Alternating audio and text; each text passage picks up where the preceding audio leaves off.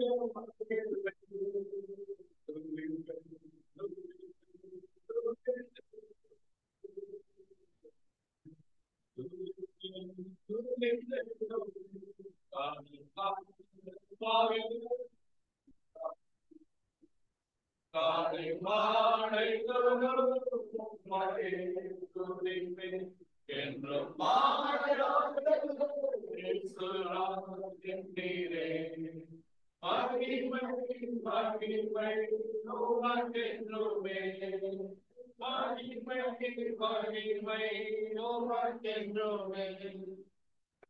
thank the Lord for enabling me to stand with the word of God after a long time on this pulpit. அநேக நாட்கள் பின்பதாக தேவனுடைய வார்த்தையோட உங்கள் முன்பதாக இந்த பிரசங்க பீடத்தில் நிற்கும்படியான வாய்ப்பை ஆண்டவர் தந்தமைக்கும் மிகுந்த நன்றியுடையவனாக இருக்கிறேன். I have a study Bible with me.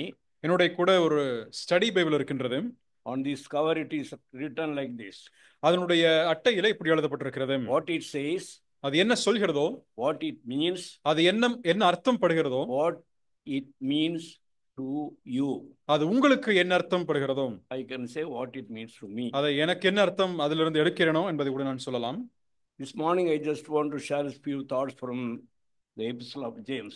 இந்த நாள் காலையிலே நான் யாக்கோபு நிருபத்திலிருந்து சில சிந்தனைகளை பகிர்ந்து கொள்ள வேண்டும் என்று விரும்புகிறேன். We all know that who wrote that. அந்த நிருபத்தை யார் எழுதினார்கள் என்பது நம்ம எல்லாருக்கும் தெரியும். Jesus Christ. ஆண்டவர் இயேசு கிறிஸ்துவினுடைய சகோதரன் அதை எழுதியிருக்கிறார். But he calls him as the bond servant of. ஆனால் அவர் தம்மை தாமே எழுதும் பொழுது ஆண்டவர் இயேசு கிறிஸ்துவினுடைய ஊழியக்காரன் அல்லது அடிமை என்றுதான் குறிப்பிடுகிறார். This epistle, இந்த நிருபம், is said to be having some controversy. சில முரண்பாடு உள்ளதாக அவர்கள் சொல்கிறார்கள். Especially Martin Luther. குறிப்பாக மார்ட்டின் லூதர் என்பவர் about this epistle he says, இந்த நிருபத்தை பற்றி அவர் சொல்லும் பொழுது, a right strawy epistle. அது ஒரு வைக்கோல் போல இருக்கின்ற ஒரு நிருபமாக இதனை சொல்கிறார். What made him to say like this is, அதை சொல்வதற்கான காரணம் என்ன? Chapter 2 verse 24. இரண்டாம் அதிகாரத்தினுடைய 24வது வசனம். You see then that a man is justified by works and not by faith only. ஆதலால் மனுஷன் விசுவாசத்தினாலே மாத்திரமல்ல கிரியைகளினாலேயும் நீதிமானாக்கப்படுகிறான் என்று நீங்கள் காண்கிறீர்கள். நாம் எபேசியர் 2ஆம் அதிகாரத்திற்கு வரும் பொழுது, there Paul writes, அப்போஸ்தலனாகிய பவுல் அங்கே எழுதுகிறார் about justification. நீதிமானாக்கப்படுதலை குறிப்பிட்டு எழுதும் பொழுது, verse 8, 8வது வசனம், 9, 9, 10, 10, 8, 9, 10. For by grace you have been saved through faith, and that not of yourselves, it is the gift of God, not of works, lest anyone should boast. For we are his workmanship, created in Christ Jesus for good works, which God prepared beforehand, that we should walk in them. கிருபையினாலே விசுவாசத்தை கொண்டு ரட்சிக்கப்பட்டீர்கள். இது உங்களால் உண்டானதல்ல, இது தேவனுடைய ஈவு. ஒருவரும் பெருமை பாராட்டாதபடிக்கு இது கிரியைகளினால் உண்டானதல்ல. ஏனெனில் நற்கிரிகளை செய்கிறதற்காக நாம் கிறிஸ்து இயேசுவுக்குள் சிருஷ்டிக்கப்பட்டு தேவனுடைய செய்கையாயிருக்கிறோம். When we read these two portions, இந்த இரண்டு வேத பகுதிகளை நாம் வாசிக்கும் பொழுது, James and Paul, யாக்கோபும் அதே போல பவுல் எழுதுகின்ற பகுதியை வாசிக்கும் பொழுது, அது இரண்டுமே ஒன்றுக்கொன்று முரண்பாடு உள்ளதல்ல.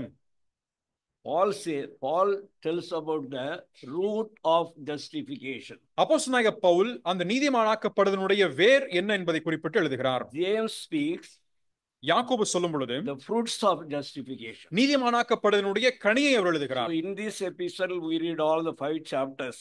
ஆகவே இந்த நிருபத்திலே 5 அதிகாரங்களையும் நாம் வாசிக்க முடியும். James gives importance to do good works. நீங்கள் நற்கிரிகளை செய்ய வேண்டும் என்பதை அழுத்தமாக யாக்கோபு எழுதி கொண்டே வருகிறார். No controversy between what Paul writes and James writes. Pavul எழுதியதற்கும் அதே போல யாக்கோபு எழுதியதற்கும் எந்த விதமான முரண்பாடு இல்லை. In a nutshell we can say like that. இதை சுருக்கமாக சொல்ல வேண்டுமானால், this epistle says, இந்த நிருபமானது, walk it, நீங்கள் நடவுங்கள், don't talk it. சும்மா பேசிட்டு இருக்காதீங்க, walk it. This is a heading I have given to this subject. ஆகவே இந்த செய்திக்கும் நான் அந்த தலைப்பை தான் வைத்திருக்கிறேன். This epistle, இந்த நிருபத்தை நாம் வாசிக்கும் பொழுது, one word occurs 5 times in this epistle. இந்த நிருபத்திலே ஒரு குறிப்பிட்ட வார்த்தை அடிக்கடி 5 முறை வருகின்றதை நாம் பார்க்க முடியும். That word is perfect. அந்த குறிப்பிட்ட வார்த்தை பரிபூரணம் அல்லது உத்தமம் என்பதாகும். So this word comes from a Greek word, teleos. இந்த குறிப்பிட்ட வார்த்தை பெர்ஃபெக்ட் என்பது டெலியோஸ் என்ற கிரேக்க வார்த்தை பயன்படுத்தப்பட்டிருக்கிறது. Its meaning is mature. அதனுடைய அர்த்தம் மெச்சூர், பக்குவம் அடைதல் என்பதாகும். So this maturity is mentioned in each chapter of this epistle. இந்த நிருபத்தினுடைய ஒவ்வொரு அதிகாரத்திலும் இந்த பக்குவம் அடைதலை குறித்து We are all எழுதப்பட்டிருக்கிறது. believers saved by grace. நாம் எல்லாருமே கிருபையினாலே ரட்சிக்கப்பட்ட விசுவாசிகளாக இருக்கிறோம். We are in fellowship with the saints in the local church. நாம் ஸ்தல சபையிலே இருக்கக்கூடிய சபையில நாம் ஐக்கியப்பட்டு வருகின்றோம். When we read about the maturity we have after accepting the Lord and getting saved, ஆண்டவரை ஏற்றுக்கொண்டு ரட்சிக்கப்பட்டதன் பின்பதாக நாம் அடைந்ததனுடைய பக்குவத்தை குறித்து நாம் சிந்தித்து பார்க்கும் பொழுது I have classified 10 under 10 headings. நான் அதனை 10 குறிப்பிட்ட குறும் தலைப்புகளாக அதனை பிரித்து வைத்திருக்கிறேன். Suffering makes a man mature. ஒரு மனுஷனை பாடுகள் பக்குவப்படுத்துகின்றது. Number 2, இரண்டாவதாக scripture study makes a man mature. ஒரு மனுஷனை வேத தியானமானது பக்குவமடைய செய்கின்றது. Sincerity makes a man mature. நேர்மை குணம் ஒரு மனுஷனை பக்குவமடைய செய்கிறது. Christian service makes a man mature. கிறிஸ்தவ பணிவிடை என்பது ஒரு மனுஷனை பக்குவமடைய செய்கிறது. Sound speech makes a man mature. ஒரு மனுஷனை தெளிவான பேச்சு அவனை பக்குவமடைய செய்கிறது. Submission to God makes a man mature. தேவனுக்கு கீழ்ப்படிதல் ஒருவனை பக்குவமடைய செய்கிறது. Self-sacrifice makes a man mature. சுய தியாகம் ஒரு மனுஷனை பக்குவமடைய செய்கிறது. Steadfastness make a man mature. நிலையாக இருப்பது, ஸ்திரமாக இருப்பது ஒரு மனுஷனை பக்குவமடைய Supplication, செய்கிறது. that is prayer, makes a man mature. விண்ணப்பம் அல்லது ஜெபம் ஒரு மனுஷனை பக்குவமடைய செய்கிறது. And lastly, இறுதியாக soul winning. ஆத்தும ஆதாயம் செய்வது. When we read this epistle, இந்த நிருபத்தை நாம் வாசிக்கும் பொழுது this morning I want to delve with chapter 3. இந்த காலை பொழுதிலே நான் 3ஆம் அதிகாரத்தை நான் தியானிக்க வேண்டும் என்று I'm not விரும்புகிறேன். preaching you on this subject, is for me.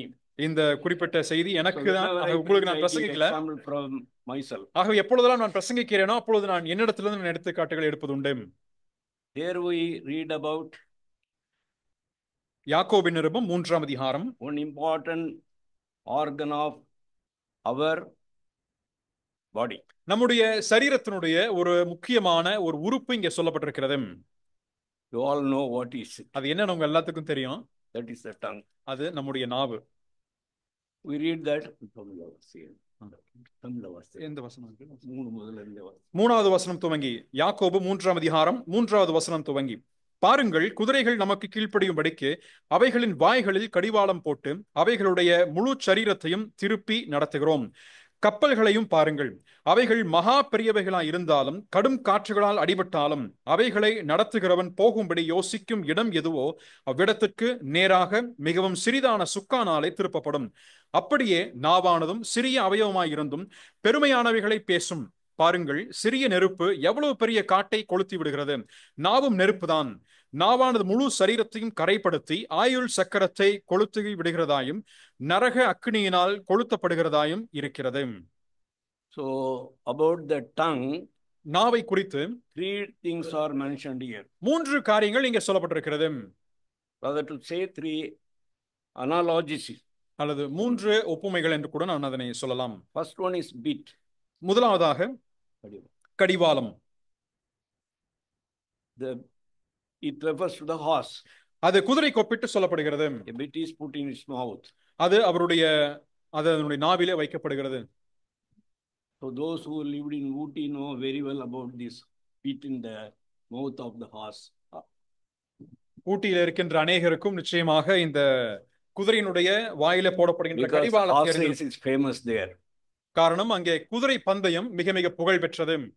This bit makes a horse to keep it under control. இந்த கடிவாளமானது அந்த குதிரையை அதை கட்டுப்பாட்டிற்குள் வைத்திருக்க உதவுகின்றது. Such a big animal, அவ்வளவு மிகப்பெரிய ஒரு மிருகம், it is controlled by this bit which is put in its mouth. அதனுடைய வாயிலே போடப்பட்டிருக்கின்ற கடிவாளத்தினாலே அது கட்டுப்பாட்டுக்குள் வருகின்றது. Next we read about the small rudder. அடுத்ததாக நாம் வாசிக்கும் பொழுது சுக்கானை குறித்து வாசிக்கின்றோம். In the ship. ஒரு கப்பலில் இருக்கக்கூடிய சுக்கான். The small thing ஒரு சிறிய பொருள் தான் directs the ship to turn here and there and go straight like ஒரு கப்பல் சரியான திசை நோக்கி இங்கும் அங்குமாய் பயணப்படுவதற்கு அது சரியான விதத்திலே உதவுகின்றது. These 2 things which we read, நாம் வாசித்த இந்த இரண்டு காரியங்களும் it is useful. அது பயனுள்ளதாக இருக்கிறது. the bit in the mouth of the horse, குதிரையினுடைய வாயிலே போடப்பட்ட கடிவாளமும், the rudder in the ship. கப்பலில் இருக்கக்கூடிய சுக்கானும், The third one gives மூன்றாவதாக a negative approach. மூன்றாவது சொல்லப்படுவது ஒரு எதிர்மறையான அணுகுமுறையை நமக்கு Small, தருகின்றது. great, what does it do? அது சிறிய அவயம்தான், ஆனால் அது என்ன செய்கிறது? And the tongue is a fire, அந்த நாவு நெருப்பா இருக்கிறது. a world of iniquity. அநீதி நிறைந்த உலகம். The tongue is so set among our members that it defiles the whole body. நம்முடைய அவயவங்களில் நாவானது முழு சரீரத்தையும் கரைப்படுத்துகிறது. The bit directs the whole body. அங்கே அந்த கடிவாளம் முழு சரீரத்தையும் அது அடக்கி ஆழ்கிறது. This tongue, ஆனால் இந்த நாவு defiles the whole body. That is what we read. முழு சரீரத்தையும் அது கரைப்படுத்துகின்றது என்பதை இங்கே நாம் வாசிக்கின்றோம். So it gives a negative meaning. ஒரு எதிர்மறையாக இருக்கக்கூடிய ஒரு அர்த்தத்தை இது நமக்கு தருகிறது. Turn to Psalm 120. 120வது சங்கீதத்திற்கு நாம் திரும்புவோமே. சங்கீதம் 120. 120 verses 2 and 3. 120ஆம் சங்கீதம் 2 3வது வசனம். கர்த்தாவே, பொய் உதடுகளுக்கும் கபட நாவுக்கும் என் ஆத்துமாவை தப்புவியும். 3. கபட நாவே, உனக்கு என்ன கிடைக்கும்? உனக்கு என்ன செய்யப்படும்? Here we read about the false tongue. இங்கே கபட நாவை குறித்து நாம் வாசிக்கின்றோம். That is in the verse 2 we read about deceitful tongue. இரண்டாவது வசனத்திலே அது வஞ்சகம் நிறைந்த நாவு என்று சொல்லப்படுகிறது. Many verses are there about tongue. நாவை குறித்து சொல்லப்படுவதற்கு அநேக வசனங்கள் உண்டு. We just see what is said about tongue in Proverbs 12 verse 18. நீதிமொழிகள் 12ஆம் அதிகாரம் 18வது வசனத்திலே இந்த நாவை குறித்து என்ன சொல்லப்பட்டிருக்கிறது என்பதை நாம் பார்ப்போம்.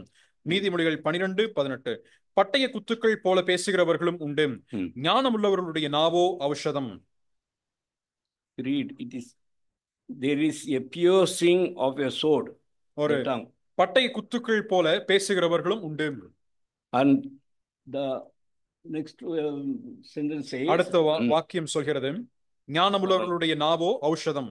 So these are all the verses which are mentioning what the tongue does. இந்த வசனங்கள் எல்லாம் நாவு என்ன செய்கிறது என்பதை குறிப்பிட்டு நமக்கு எடுத்து காண்பிக்கிறது. Next we see the tongue is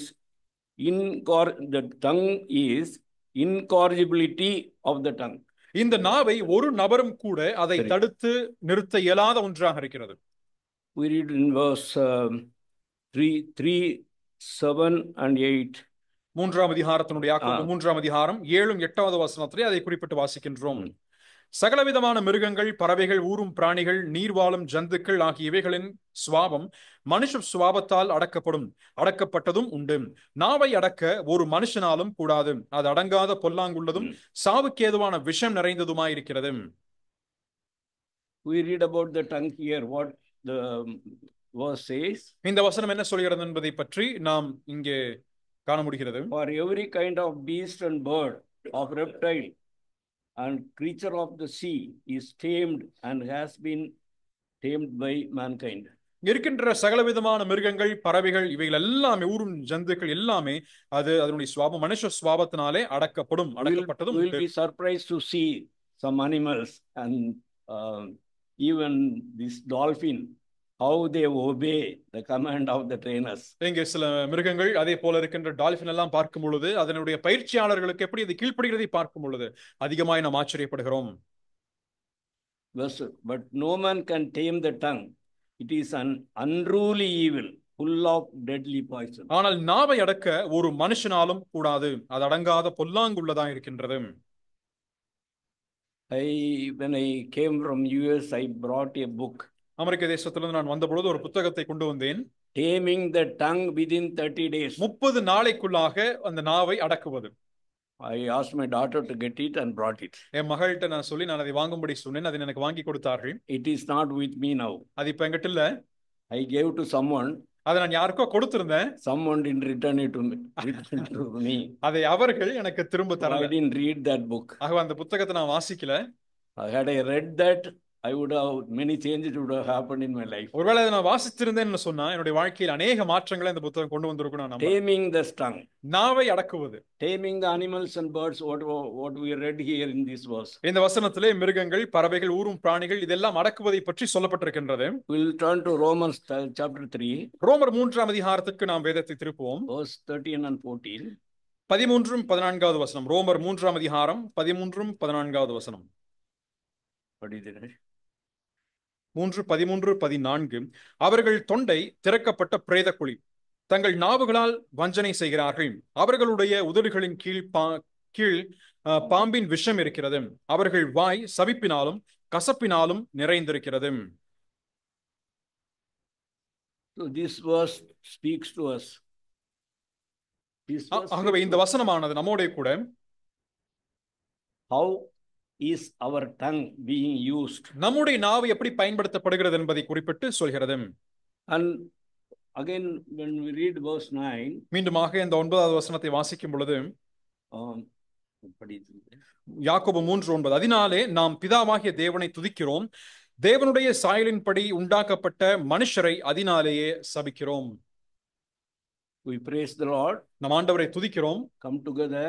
ஒன்றாய் கூடி வந்து we go out. நாம் வெளியே சென்று how we behave with our fellow believers. நாம் நம்முடைய சக விசுவாசிகளோட கூட எப்படி நாம் ஈடுபடுகின்றோம். As I told you, I have to tell about my own experiences. நான் ஏற்கனவே சொன்னது போல என்னுடைய சொந்த அனுபவங்களை நான் சொல்லியாக வேண்டும். We came for prayer meeting here. நாம் இங்கே ஜெப கூட்டத்திற்கு வருவோம். We pray. நாம் கூடி ஜெபிப்போம். We go out. நாம் வெளியே போவோம். And one brother told ஒரு சகோதரன் another brother, ஒரு சகோதரன் மற்றொரு சகோதரன் இப்படி சொன்னாரு, I will show you who I am. நான் யாருன்னு உங்களுக்கு நான் காட்டுறேன். I was the witness. நான் அது சொன்னதுக்கு நான் தான் சாட்சிங்க. So I am not better. நான் அவங்களை காட்டில் மேலானவர்கள் அல்ல. I always remember my wife when I stand here. நான் எப்பொழுதெல்லாம் இங்கே பிரசங்க மேடையில நான் நிற்கிறேனோ அப்பொழுதெல்லாம் என் மனைவி நினைவு கூறுவது உண்டு. She was a mentor. அவர்கள் என்னை பயிற்றுவித்தவர்கள். After the Bible study we were going by our car. வேத ஆராய்ச்சி முடித்து நாங்கள் காரில் வீட்டிற்கு போகும் பொழுது near Sindhamani one fellow came and stopped his bike in front of my car. Chintamani என்ற இடத்துல ஒரு மனுஷன் வந்துட்டு எங்க பைக்ல வந்து எங்க வாகனத்துக்கு முன்னாடி நின்னா. I just applied brake. நான் பிரேக் அடிச்சேன். என்னையா அறிவு இருக்கா? This was the tone. என்னையா அறிவு இருக்கா? Do you have sense அப்படி நான் கேட்டேன். Then she just told me, அப்ப அவங்க என்ன சொன்னாங்க? இப்பதான் பைபிள் ஸ்டடிக்கு போயிட்டு வரோம். Just now we finished our Bible study and coming back home. So this is how we lived. இந்த முறையில் தான் நாம் வாழ்கிறோம். All of us we can say நம்மளும் அனுஷீகத்துல தான் இருக்கோம், நம்ம அப்படி வந்துருதே அப்படி we can say like that. நாமும் கூட இப்படி சொல்லலாம், we are also like living in the human flesh. The usage of the tongue is very important in our life. நம்முடைய வாழ்க்கையில இந்த நாவினுடைய பயன்பாடு மிக மிக முக்கியமானது. I read like this. நான் இப்படியாக வாசித்தேன். One Egyptian king, ஒரு எகிப்தினுடைய ராஜா, Amasis his name, அவனுடைய பெயர் அமாசிஸ் என்பதாகும். he gave some animal for sacrifice to the priest. ஒரு மிருகத்தை ஆசாரியனிடத்திலே பலி செலுத்துவதற்காக ஒப்பு கொடுத்தான். He asked him, அவனிடத்துல கேட்டான், after the sacrifice, அந்த பலி முடித்த பின்பு, you bring the best and the worst thing of the animal to me. அந்த மிருகத்தினுடைய பாகங்களிலே எது சிறந்தது எது மிக மோசமானதோ அதை நீ எனக்கு கொண்டு வா என்று சொன்னான். That priest came with an organ of that animal. அந்த பூசாரி அந்த மிருகத்தினுடைய ஒரு உறுப்பை கொண்டு வருகிறான். That was the tongue. அது நாவு. It can be said the best organ. அதுதான் சிறந்த உறுப்புன்னு சொல்லலாம். It can be said the worst organ. மிக மோசமான உறுப்புன்னு கூட நம்ம சொல்லலாம். It has been said that the Christian should so live that he would not hesitate to sell his talking parrot to the town gossip. அதாவது இப்படி சொல்லப்படுகின்றது, தன் வீட்டில் வளர்த்தக்கூடிய கிளி எடுத்து ஊரில் இருக்கக்கூடிய சந்தையில போய் ஒரு கிறிஸ்தவன் விற்க கூடாது அப்படின்னு சொல்வது வழக்கமாக இருக்கிறது. So this tongue has got all these qualities. ஆகவே இந்த நாவுக்கு இப்பேற்பட்ட குணாதிசயங்கள் உண்டு. It is given to us. இது நமக்கு கொடுக்கப்பட்டிருக்கிறது. What for? எதற்காக? So we'll read Psalm 34:13. 34வது சங்கீதத்தினுடைய 13வது வசனத்தை நாம் வாசிப்போம். 34ஆம் சங்கீதம் அதனுடைய 14வது வசனம். 13. 34:13. உன் நாவை பொல்லாப்புக்கும் உன் உதடுகளை கபட்டு வசனிப்புக்கும் விலக்கி காத்துக்கொள். So when I read this verse, இந்த வசனத்தை நான் வாசிக்கும் as பொழுது I said, நான் சொன்னது போல what it says, அது என்ன சொல்கிறது, what is means, அதனுடைய அர்த்தம் என்ன, what is mean to me, அது எனக்கு என்ன அர்த்தம் பெறுகிறது, or what it means to you. அல்லது உங்களுக்கு என்ன அர்த்தப்படுகிறது. This is how we read our Bible, sit and think, act according to what it says. இந்த வகையில தான் நாம் வேத வசனத்தை வாசிக்க வேண்டும், அமர்ந்து தியானிக்க வேண்டும், அது சொல்கின்ற பிரகாரமாய் நம்முடைய வாழ்க்கையை மாற்றி ஜீவிக்க வேண்டும். How the tongue is used. இந்த நாவு எப்படி பயன்படுத்தப்படுகிறது? We speak, நாம் பேசுவதற்கு, we taste also, நாம் அதிலே நாம் சுவைக்கிறோம். but speaking is very important. ஆனால் பேசுவது மிக மிக முக்கியமானது. Let us turn to Matthew chapter 26, மத்தேயு verse 73. 6ஆம் அதிகாரத்துக்கு நாம் திருப்புவோம். Matthew 26, மத்தேயு சுவிசேஷம் 26ஆம் அதிகாரம் 73. 73வது வசனம். மத்தேயு 26:73. சற்று நேரத்துக்கு பின்பு அங்கே நின்றவர்கள் பேதுருவினிடத்தில் வந்து, மெய்யாகவே நீயும் அவர்களில் ஒருவன், உன் பேச்சு உன்னை வெளிப்படுத்துகிறது என்றார்கள். So here we read about Peter's denial. இங்கே பேதுருவினுடைய மறுதலிப்பை குறித்து நாம் வாசிக்கின்றோம். It's very important to read this verse. இந்த வசனத்தை வாசிப்பது மிக மிக முக்கியமானது. What does it say there? So இங்க என்ன சொல்லப்படுகிறது? 73வது வசனத்திலே, சற்று நேரத்துக்கு பின்பு அங்கே நின்றவர்கள் பேதுருவினிடத்தில் வந்து, மெய்யாகவே நீயும் அவர்களில் ஒருவன், உன் பேச்சு உன்னை வெளிப்படுத்துகிறது என்றார்கள். in English I read, but again, After a while. 73. And a little later, those who stood by came up and said to Peter, surely you also are one of them, for your speech betrays you. உன்னுடைய பேச்சு உன்னை காட்டி கொடுக்கிறது அல்லது வெளிப்படுத்துகிறது என்றார்கள். காட்டி கொடுக்கிறது. So our speech, my speech, என்னுடைய பேச்சு betrays me. என்னை யார் என்பதை காட்டுகின்றது. So I was in government office. நான் அரசாங்க அலுவலகத்தில் இருந்தேன். And every word I speak to my superior officer, என்னுடைய மேலதிகாரியோடு நான் பேசக்கூடிய ஒவ்வொரு வார்த்தையும், when I talk to them, அவரிடத்தில் நான் பேசும் பொழுது, I will see that I am not, nothing is found fault with me when I speak. நான் பேசும் பொழுது எந்த விதத்திலும் என்னிடத்தில் குற்றம் கண்டுபிடிக்காதபடிக்கு பார்த்துக் கொள்வேன். We talked to an officer. ஒரு அதிகாரிடத்தில் நான் பேசினேன். I just told him. அவரிடத்தில் நான் சொன்னேன், சார், ஐயா, நான் கரெக்டா தான் வேலை பார்க்கிறேன். I am doing my work correctly. பார்க்கிறேன் சார். He told me, அத நான் சொல்லணும் ஐயா, நீ சொல்லக்கூடாது. So when I told about myself, I have to say that, not you. அத நான் தான் சொல்லணுமே, நீங்க சொல்லணும். I should not have told that. அப்பதான் நான் நினைச்சேன், நான் சொல்லிருக்க கூடாதுன்னு நான் நினைச்சேன். இது எளிதான சின்ன சின்ன விஷயங்கள் தான். But we have to be very careful when we use our tongue. ஆனால் நம்முடைய நாவை பயன்படுத்தும் பொழுது நாம் மிக மிக கவனமாக இருக்க வேண்டும். We'll turn to Ephesians chapter 5 verse 4. எபேசியர் 5ஆம் அதிகாரம் 4வது வசனத்துக்கு நாம் திரும்புவோம். எபேசியர் 5ஆம் அதிகாரம் 4வது வசனம். அப்படியே வம்பும் புத்தீனமான பேச்சும் பரியாசமும் தகாதவைகள், ஸ்தோத்திரம் செய்தலே தகும். So this last week we had a message. We elaborately explained each and every word. கடந்த வாரத்தில் ஒரு செய்தி நாம் கேட்டோம். அதில் ஒவ்வொரு வார்த்தை மிக விரிவாக எடுத்துரைக்கப்பட்டது. Its meaning, அதனுடைய அர்த்தமும் சொல்லப்பட்டது. So here we read in this verse 4 of chapter 5 Ephesians. எபேசியர் 5ஆம் அதிகாரம் அதனுடைய 4வது வசனத்திலே, the reason why our speech must be spoken in such a way that it never defiles us and hindrance to others and bringing glory to God. நம்முடைய பேச்சு ஏன் இந்த வகையில் இருக்க வேண்டும் என்று சொன்னால், அது நம்மையே கரைப்படுத்தாது, நமக்கு அது தடை விதித்து ஆண்டவரை மகிமைப்படுத்தவும் அது மகிமைப்படுத்தாமலும் இருக்காது என்பதற்காக. So Paul gives a list there. அங்கே பவுல் சொல்லும் பொழுது, then he tells in verse 30 of chapter 4, 4. 34. நான்கு. நான்காம் அதிகாரம் கோபம் உண்டால் பாவம் செய்யாதே.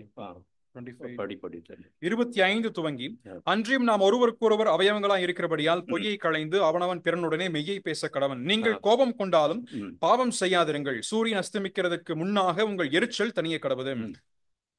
So Paul speaks about all these things. இவையெல்லாம் குறித்து பவுல் பேசுகின்றார். In verse 29. 29வது வசனத்திலே, கெட்ட வார்த்தை ஒன்றும் உங்கள் வாயிலிருந்து புறப்பட வேண்டாம். பக்தி விருத்திக்கு ஏதுவான நல்ல வார்த்தை உண்டானால் அதையே கேட்கிறவர்களுக்கு பிரயோஜனம் உண்டாக பேசுங்கள். What is this கெட்ட வார்த்தை? இந்த கெட்ட வார்த்தை என்று சொல்வது என்ன? How do you say, define that? அதை எப்படி நீங்கள் அதற்கு ஒரு வரையறை கொடுப்பீர்கள்?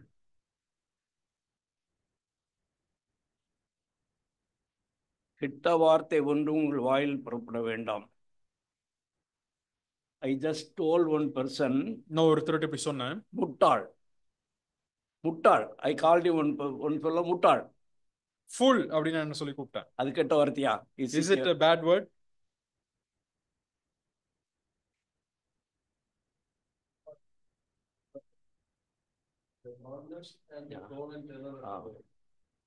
நாசமா போனவனே. The one who is cursed. விசுவாசிங்க எல்லாம் அப்படி யூஸ் பண்றது இல்லைன்னு நீங்க சொல்லலாம். You may say that believers are not using such words. ஒண்ணுக்கும் உதவாதமை. Useless fellow. அது கெட்ட வார்த்தையா? Is it a bad word? ஒண்ணுக்கும் பிரயோஜனம் இல்லாதவை. Worth nothing. விசுவாசிங்க இந்த வார்த்தைகளை பயன்படுத்துறாங்களா? எபினேசர் பயன்படுத்துறது இல்ல. Maybe Ebenezer people may not be using such words, but are believers using these words? So there that in English we read, ஆகவே ஆங்கிலத்தில் இங்கே நாம் வாசிக்கின்றோம், let no corrupt word proceed out of your mouth. கெட்ட வார்த்தை ஒன்றும் உங்கள் வாயிலிருந்து புறப்பட வேண்டாம். As our brother Suresh Babu sits and sees the meaning and all. So then Suresh Babu அதனுடைய அமர்ந்து அதனுடைய அர்த்தத்தை எல்லாம் பார்க்கும் பொழுது, I also did some homework. நானும் கொஞ்சம் அந்த இதெல்லாம் தியானித்தேன். Corrupt word means, இந்த கெட்ட வார்த்தை என்று சொல்லப்படுவது, something like a smell comes out of a dead body of an animal. That is what the meaning, Greek meaning is there. ஒரு மிருகத்தினுடைய செத்த சடலத்திலிருந்து எழும்பக்கூடிய துர்நாற்றம், அதுதான் அதனுடைய அர்த்தமாக இருக்கிறது, அந்த வார்த்தையினுடைய அர்த்தம். So it speaks much. அது அதிகமான அர்த்தத்தை நமக்கு எடுத்து காண்பிக்கிறது. So when I read that, அதை நான் வாசிக்கும் பொழுது I take an account. நான் கணக்கெடுத்து பார்க்கிறேன். How many times I have used such words? எத்தனை முறை அப்பேற்பட்ட வார்த்தைகளை நான் பேசி இருக்கிறேன். We may take it lightly. ஒருவேளை நாம் சாதாரணமாக எடுத்துக்கொள்ளலாம். As believers, விசுவாசிகளை பொறுத்தமட்டிலே, especially among young people, குறிப்பாக வாலிபர்கள் மத்தியிலே, we are given a name. நமக்கென்று ஒரு பெயர் கொடுக்கப்பட்டிருக்கிறது. How many of our youth call him டே வாடாங்க, டே போடாங்க? எத்தனை பேர் வாலிபர் இப்படி சொல்லி நம்ம கூப்பிடுறோம்? So I thought about it. அதை குறித்து நான் சிந்தித்து பார்த்தேன். He has a name. அவருக்கு ஒரு பெயர் இருக்கு. Why can't you use his name to call him? ஏன் அவரை நீங்க பெயர் சொல்லி கூப்பிடாம? Simple things, because சின்ன சின்ன விஷயங்கள் தான். We read the word of God. நாம் வேத வசனத்தை வாசிக்கும் பொழுது we should think practically. நாம் நடைமுறையாக அதை எப்படி பயன்படுத்த வேண்டும் என்பதை நடைமுறையாக சிந்திக்க வேண்டும். I went along with one evangelist to his house. ஒரு சுவிசேஷகரோட நான் ஒரு வீட்டுக்கு நான் சென்றிருந்தேன். He took me for lunch. அவர் என்னை மதிய உணவுக்கு கூட்டி போனாரு. I stepped in. நான் உள்ள பிரவேசித்த பொழுது he called his wife. அவருடைய மனைவியை கூப்பிட்டாரு. ஏ பேரு. and then told she came. Then I asked her what is her initial. உங்க இனிஷியல் என்னன்னு சொல்லி கேட்டேன். In front of him. அவருக்கு முன்னாடி தான் கேட்டேன். she said T then her name. அப்புறம் தான் உங்க பெயர் வருது. He called you A and then your name. அவர் உங்களை ஏன்னு சொல்லி கூப்பிட்டாரு, அப்புறம் என்ன ஒண்ணு டீன்னு சொல்றீங்க? Then he just told me. அப்புறம் நம்ம ஊர்ல அப்படி வழக்கம். எங்க ஊர்ல அப்படிதான் practice. ஊர்ல வழக்கம் இருக்கலாம், விசுவாசிக்கிட்ட அந்த வழக்கம். That could be the practice of the city or the town, but that should not be in the believers' house. The very same verse says, அதே வசனம் சொல்கிறது, let no corrupt word proceed out of your mouth, but what is good for necessary edification, that it may impart grace to the hearers. கெட்ட வார்த்தை உங்கள் வாயிலிருந்து புறப்பட வேண்டாம். பக்தி விருத்திக்கு ஏதுவான நல்ல வார்த்தை உண்டானால் அதையே கேட்கிறவர்களுக்கு பிரயோஜனம் உண்டாகும்படி பேசுங்கள். This says, choose words that encourage. Words that encourage. ஒருவரை உற்சாகப்படுத்தக்கூடிய வார்த்தைகளை நாம் exhort, புத்திமதிக்கு ஏற்ற வார்த்தைகள் and impart grace to others. பிறருக்கு கிருபை அளிக்கக்கூடிய வார்த்தைகளை நாம் தெரிந்து கொண்டு பேச வேண்டும். This is very important. இது மிக முக்கியமானது. And this talk has got many in many places we read about this. இந்த பேச்சை குறித்து நாம் அநேக இடங்களில் வாசிக்கிறோம். 1 Timothy chapter 1 verse 6. 1 தீமோத்தேயு 1ஆம் அதிகாரம் அதனுடைய 6வது வசனம். 1 தீமோத்தேயு 1ஆம் அதிகாரம் 6வது வசனம். இவைகளை சிலர் நோக்காமல் வீண் பேச்சுக்கு இடம் கொடுத்து விலகி போனார்கள். In English it says idle talk. இது வீண் பேச்சு, வெட்டியான பேச்சு. That what is this idle talk? வீண் பேச்சு என்பதனுடைய அர்த்தம் என்ன? Include அதற்குள்ளாக gossip, கிசுகிசுப்பது, pointless conversations, எந்த ஒரு அர்த்தமே இல்லாத ஒரு சம்பாஷணைகள், criticism, விமர்சனங்கள், and self-serving interpretations of God's word. தேவனுடைய வார்த்தையை தனக்கேதுவாக தனக்குரிய அர்த்தத்திலே எடுத்து பேசுவது. And see 6th chapter 6வது அதிகாரம் 4வது வசனம். 1 தீமோத்தேயு 6ஆம் அதிகாரம் 4வது வசனம். அவன் இருமாப்புள்ளவனும் ஒன்றும் அறியாதவனும் தர்க்கங்களையும் வாக்குவாதங்களையும் பற்றி நோய் கொண்டவனுமாய் இருக்கிறான். அவைகளாலே பொறாமையும் சண்டையும் தூஷணங்களும் பொல்லாத சம்சயங்களும் உண்டாகி கெட்ட சிந்தையுள்ளவர்களும் சத்தியமில்லாதவர்களும் தேவபக்தியை ஆதாய தொழில் என்று எண்ணுகிறவர்களுமாக இருக்கிற மனுஷர்களால் உண்டாக மாறுபாடான தர்க்கங்களும் பிறக்கும். இப்படிப்பட்டவர்களை விட்டு விலகும். That is 20 also.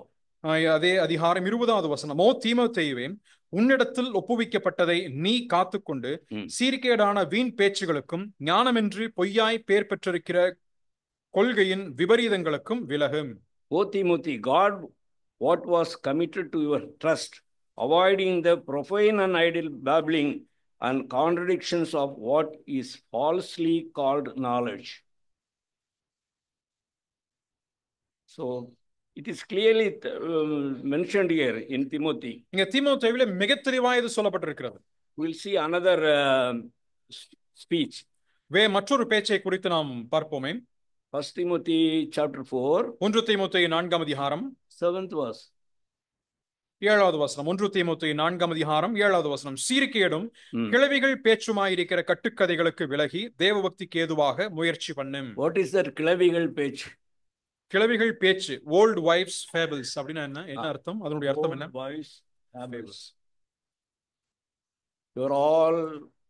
Most of you are born and brought up in cities. நம்ம எல்லாரும் பெரும்பாலுமாக நகரத்திலே பிறந்து வளர்க்கப்பட்டிருக்கிறோம். I don't think anyone coming from village. யாரோ ஒரு கிராமத்துல இருந்து வந்தீங்களான்னு எனக்கு தெரியல. வந்தவங்க இருக்கீங்களான்னு தெரியல. இருக்கீங்க. கிழவிகள் பேச்சு. கிழவிகள் பேச்சு.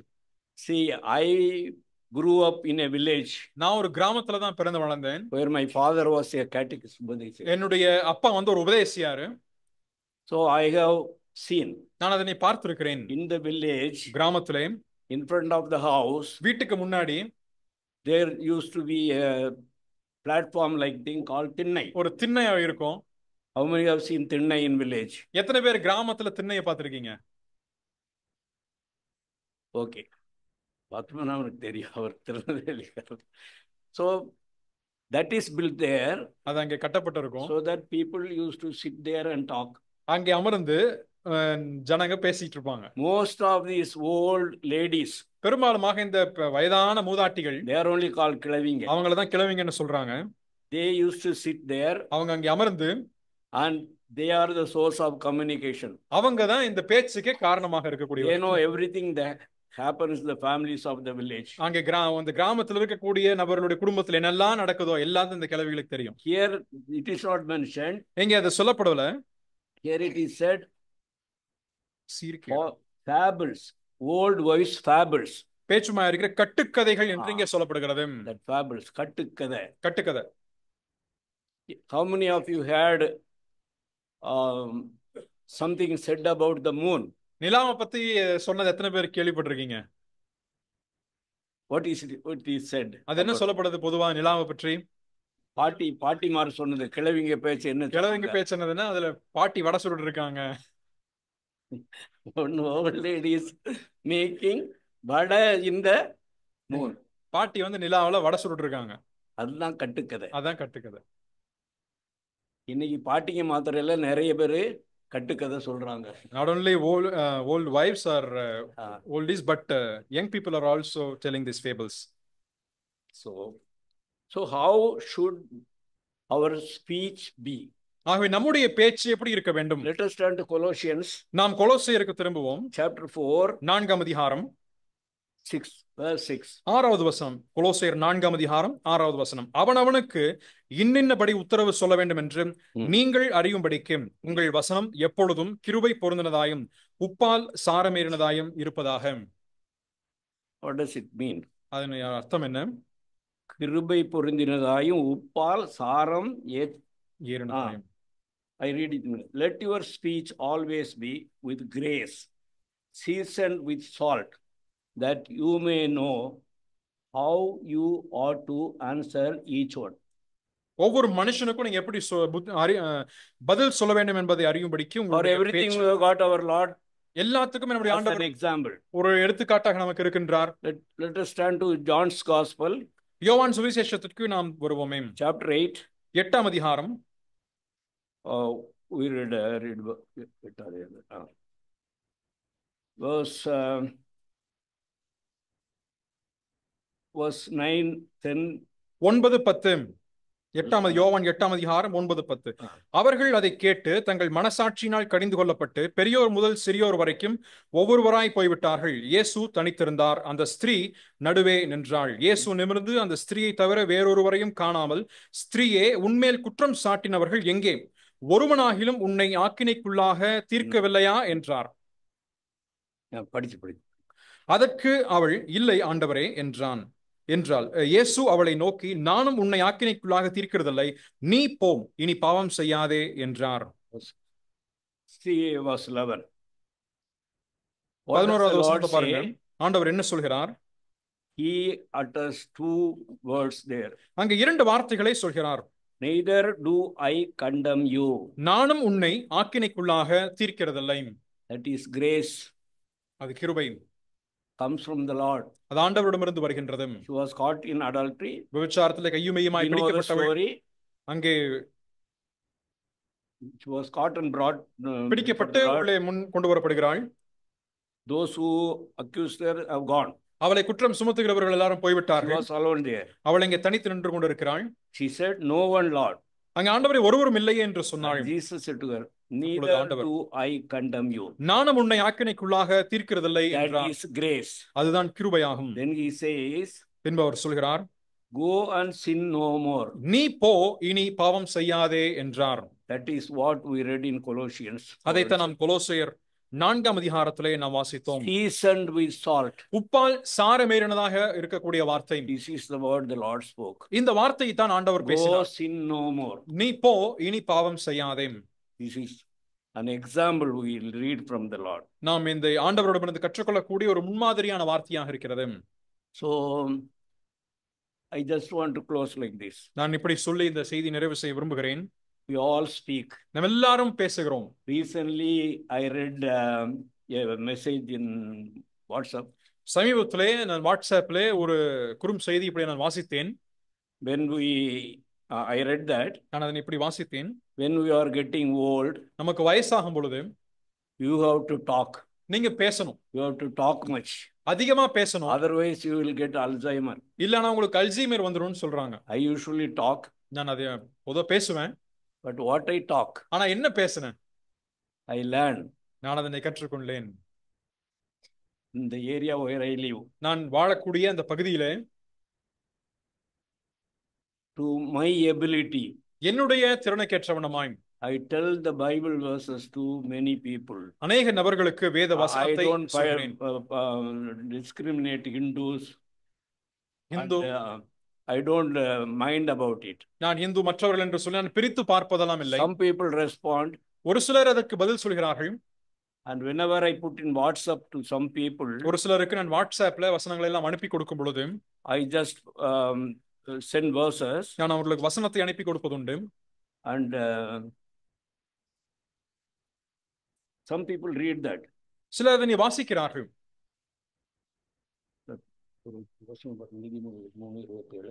நீதிமொழிகள் 3ஆம் அதிகாரம் அதனுடைய 3:27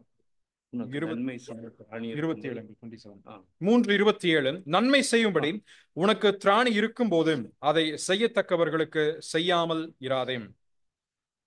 One of my neighbors who is a scientist in Sugarcane Institute. Sugarcane Instituteல விஞ்ஞானியாக பணிபுரியக்கூடிய ஒருவர் என்னுடைய வீட்டிற்கு பக்கத்துல இருக்கிறார். In front of his house, அவர் வீட்டுக்கு முன்னாடி the road was damaged. அங்கே சாலையானது பழுதடைந்திருந்தது. He just asked me, அவர் என்னை பார்த்து, சார் உங்க வீட்டுல வேலை நடக்குது இல்ல, கொஞ்சம் யாரையாவது அனுப்பி இந்த குழியை மூட சொல்லுங்க. So your house repairing work is going on and can you send someone so that this particular pothole can be closed? காசு கொடுத்துறேன். I will give up some money. I took one mason. ஒரு மேஸ்திரியை நாங்க கூட்டிட்டு போய் He did the work. அவர் அந்த வேலை செஞ்சாரு. He thanked me. அவர் எனக்கு நன்றி சொன்னார். I sent him this message. அவருக்கு இந்த வசனத்தை நான் அனுப்பி கொடுத்தேன். I wrote like this. நான் இப்படி சொல்லி அதை அனுப்பினேன். My Bible says. என் வேதாகமம் இப்படி சொல்கிறது. And I put this verse in Tamil. பின்பதாக இந்த வசனத்தை நான் தமிழில் அனுப்பி கொடுத்தேன். Very recently, சமீபத்திலே they put in WhatsApp the wedding anniversary, birthday, all these things. அவர்கள் திருமண வருஷாந்திரத்தையும் அதே போல இருக்கின்ற அவருடைய திருமண விழாக்களையும் அவருடைய பிறந்தநாள் விழாவையும் வாட்ஸ்அப்ல அனுப்பி கொடுப்பதுண்டு. So their wedding anniversary came. அவர்களுடைய திருமண நாள் வந்தது. So it was in the WhatsApp. அது வாட்ஸ்அப்ல போடப்பட்டிருந்தது. I greeted them. அவர்களுக்கு நான் ஒரு வாழ்த்து தெரிவித்தேன். Then I put 2 verses. 2 வசனங்களை அவர்களுக்கு அனுப்பி கொடுத்தேன். Ephesians chapter 25. எபேசியர் 4ஆம் அதிகாரம் 25வது வசனம். புருஷர்களே உங்கள் மனைவிகளில் அன்பு கூறுங்கள், அப்படியே கிறிஸ்துவும் சபையில் அன்பு கூர்ந்து தாம் மனைவியில் அன்பு கூறுங்கள் மாத்திரம் ஒண்ணு பாரு. புருஷர்களே உங்கள் மனைவிகளில் அன்பு கூறுங்கள். Then one more verse. மற்றும் ஒரு வசனம். Wives be their 22வது வசனம். மனைவிகளே கர்த்தருக்கு கீழ்ப்படிகிறது போல உங்கள் சொந்த புருஷருக்கு கீழ்ப்படியுங்கள். I send these whenever send the Bible messages, I put my Bible says.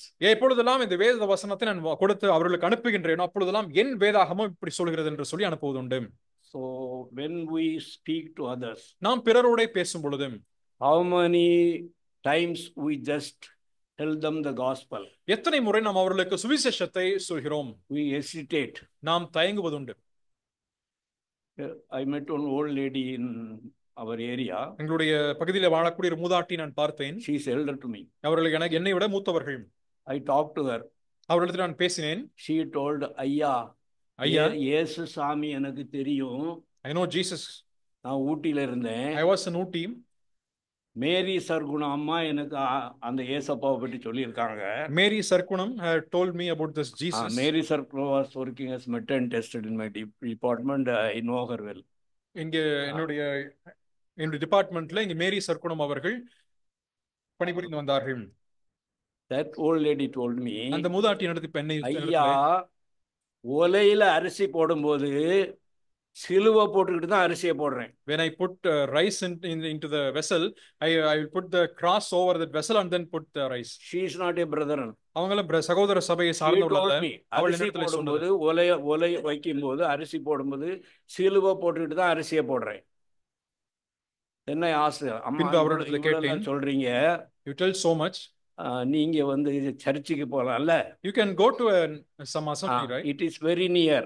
அவங்க பக்கத்திலே ஒரு சபை இருக்கின்றது.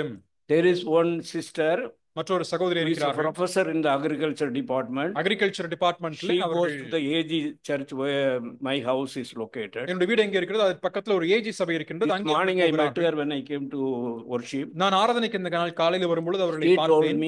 என்னிடத்துல சொன்னது, அங்கிள் ஏற்கனவே அவங்ககிட்ட நான் சொல்லி இருக்கிறேன், நீங்களும் சொன்னீங்களாம் சர்ச்சுக்கு போக சொல்லி. போன வாரம் வந்தாங்க, அதுக்கு முந்தின வாரம் வந்தாங்க. Uncle, you have also told her many times and I have also told her, and last 2 weeks she is coming to our assembly. உங்கள் வசனம் கிருபை நிறை உள்ளதாயும் உப்பால் சாரமேறியதாகவும் இருப்பதாக. May your words உப்பால் சாரம்ன்றதுக்கு இன்னொரு மீனிங்கும் நம்ம சொல்லலாம். There is also another meaning to it, like உங்களுக்கு நல்லா add தெரியும் savor to your உப்பு என்ன பண்ணுதுன்னு சொல்லி. you know, you all know what this salt will do. It will do. Salt என்ன பண்ணுது குழம்பு செய்யும்போது? ஆமா, அது மாத்திரம் இல்லை, சால்ட் தானே டேஸ்ட் கொடுக்குது இல்லையா? சால்ட் தானே It டேஸ்ட் gives the கொடுக்குது. taste. So what we speak ஆகவே to நம்ம others, பிறரோட என்ன it பேசுகின்றோம் it must give them taste also. அது அவர்களுக்கு ஒரு சுவையும் கொடுக்கணும். All these things which I shared with you, உங்களோட கூட பகிர்ந்து கொண்ட இது எல்லாமே, all the verses which talk to me, இந்த வசனங்கள் எல்லாமே என்னோட கூட பேசிய வார்த்தைகள். I am benefited. அதன் மூலமாய் நான் So I wanted பயன்பெற்றேன். to share. ஆகவே நான் பகிர்ந்து கொண்டேன். Thank you for patiently listening. பொறுமையாக எனக்கு செவி கொடுத்ததுக்கு நன்றி சொல்கிறேன். I thank all of you. எல்லாருக்கும் தனிப்பட்ட முறையிலே மிகுந்த நன்றி நான் தெரிவிக்கிறேன். May this verse be kept in our heart and mind. இந்த வசனங்கள் நம்முடைய இருதயத்திலும் மனசிலும் இருக்கட்டும். Let our speech be pleasing to God and men. வரக்கூடிய நாட்களிலே மனுஷருக்கும் தேவனுக்கும் நம்முடைய வார்த்தைகள் பிரீதியாக இருப்பதாக. ஆமென். நல்ல ஆண்டவரே, இந்த நல்ல காலை வேளைக்காக நன்றி செலுத்துமே நாங்கள் துதிக்கிறோம், ஸ்தோத்திரிக்கிறோம் ஆண்டவரே. இந்த நாளிலும் ஆண்டவரே, நீர் எங்களுக்கு பாராட்டி நம்முடைய கிருபைகளுக்காக நன்றி ஆண்டவரே. உம்முடைய சமூகத்தில் நாங்கள் கூடியுமே ஆராதிக்க நீர் எங்களுக்கு கொடுத்த இந்த தருணத்துக்காக நாங்கள் நன்றி செலுத்துகிறோம். இந்த நாளில் ஆண்டவரே, நீர் எங்களோடு கூட பேசிய உங்களுடைய வார்த்தைகளுக்காக நாங்கள் நன்றி செலுத்துகிறோம் ஆண்டவரே. எங்களுடைய பேச்சு, எங்களுடைய வார்த்தைகள் எப்பேற்பட்டதாக இருக்கிறது, எங்களுடைய நாவை நாங்கள் எப்படி பயன்படுத்துகிறோம் என்பதை குறித்து நாங்கள் ஒரு முறை கூட நிதானிக்கவும், நாங்கள் அறிந்து கொள்ளவும், அதை தியானிக்கவும், அதை எங்களுடைய வாழ்க்கையை நாங்கள் அபியாசப்படுத்தவும், எங்களுடைய வாழ்க்கையை நாங்கள் திருத்திக் கொள்ளவும் நீர் எங்களுக்கு சந்தர்ப்பத்தை கொடுத்ததுக்காக நாங்கள் நன்றி செலுத்துகிறோம் ஆண்டவரே. எங்களுடைய வார்த்தைகள் கிருபை பொருந்தனதாக, உப்பால் சாரமேற்றப்பட்ட வார்த்தைகளாக காணப்படும் நீரை கிருபை தருணமா நாங்கள் ஜெபிக்கிறோம் ஆண்டவரே. ஏற்ற நேரத்தில் சொல்லப்பட்ட வார்த்தை வெள்ளித்தட்டில் வைக்கப்பட்ட பொற்பழங்களுக்கு சமானம் என்று சொல்லி ஞானியும் சொல்கிறார் ஆண்டவர். அப்பேற்பட்ட வார்த்தையில நாங்கள் பேசத்தக்கதாக, அதை நாங்கள் தியானிக்கத்தக்கதாக நாங்கள் உம்மிடத்திலிருந்து கற்றுக்கொண்டு அதை நாங்கள் பிறரோடு கூட நாங்கள் பேசும் பொழுது அதை பயன்படுத்தி நீர் எங்களை கிருபை தேவனுமா நாங்கள் ஜெபிக்கிறோம் ஆண்டவரே. இந்த நாளிலும் உடைய மகனை நீர் பலப்படுத்தின தயவுக்காக நாங்கள் நன்றி செலுத்துகிறோம். வரக்கூடிய நாட்களிலும் நீர்தாம் எல்லா ஆரோக்கியத்தையும் பலத்தையும் கொடுத்து வழிநடத்திவிடுமா நாங்கள் ஜெபிக்கிறோம் ஆண்டவரே. அவரையும் கூட அவர் இருக்கக்கூடிய இடத்துல அநேகருக்கு வசனத்தை சொல்லவும், வேத வார்த்தைகள் அனுப்பி கொடுக்கவும் நீர் பயன்படுத்தி வருவதற்காக நாங்கள் நன்றி செலுத்துகிறோம் ஆண்டவரே. இன்னும் வரக்கூடிய நாட்களில் உடைய கருத்தில் இன்றுதாம் எடுத்து பயன்படுத்தியறலும் அவருடைய குடும்பத்தாரையும் உடைய கருத்தை நாங்கள் ஒப்புக் கொடுக்கிறோம். நீரை ஆசீர்வதித்து பலப்படுத்தியறலும் அனைத்தையும் கர்த்தராகிய இயேசு கிறிஸ்து நாமத்தில் எடுத்து ஜெபிக்கிறோம் எங்கள் ஜீவன நல்ல பிதாவே, ஆமென். மூலமே பரிசுத்த நாமத்தை ஸ்தோத்திரி. என் ஆத்துமாவே கர்த்தரை ஸ்தோத்திரி. கர்த்தர் செய்த சகல உபகாரங்களை மறவாதே. ஆமென். Thank you.